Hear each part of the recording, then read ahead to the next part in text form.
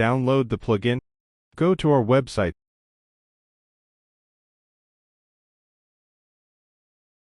Click on Parametrics in the main menu.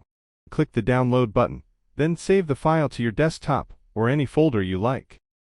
Alternatively, you can visit Food for Rhino, search for Parametrics, download the installation file, install the plugin, open Grasshopper, go to the Components folder.